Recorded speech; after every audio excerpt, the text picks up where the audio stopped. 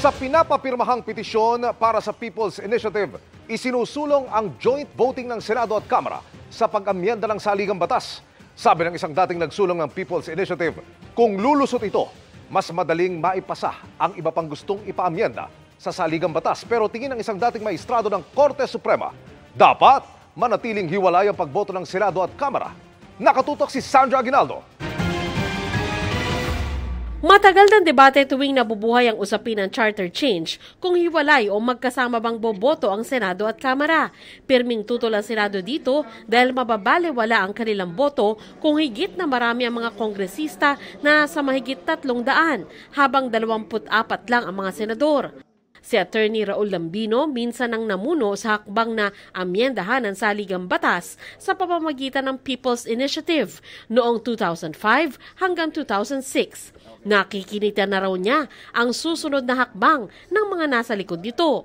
Kung makakalusot daw kasi ang isinusulong na amyenda na joint voting ng House at Senate, mas madaling maipasa ang iba pang gustong ipaamyenda sa saligang batas kapag umupo ang Kongreso bilang Constituent Assembly. Tama yung strategy, papaguhin yung paano boboto ang Kongreso, gagawin jointly, tapos uupo na yung Kongreso ng Pilipinas bilang isang Constituent Assembly at sila ang magbabago ng ating saligang batas.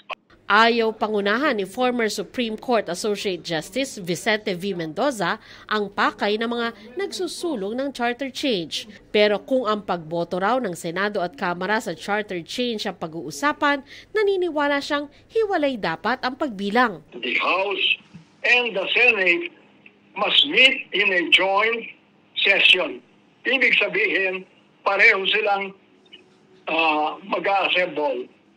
Number 2, pag may dumating na question, ang botohan dyan should be separate.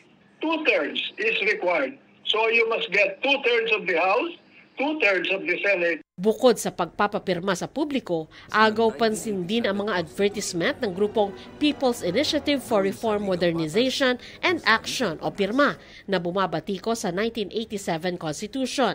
Ayon kay Noel Oñate, national convener ng grupo, donasyon daw mula sa private sector ang pinantutustos sa mga ads. Nangangalap daw sila ng pirma pero hindi sa kanila ang form na lumabas sa social media. Pero kami ay private sector. Apo. Sila ay Kongreso, sila yung mga public officials that are elected. Ito is purely a civilian effort composed of private citizens.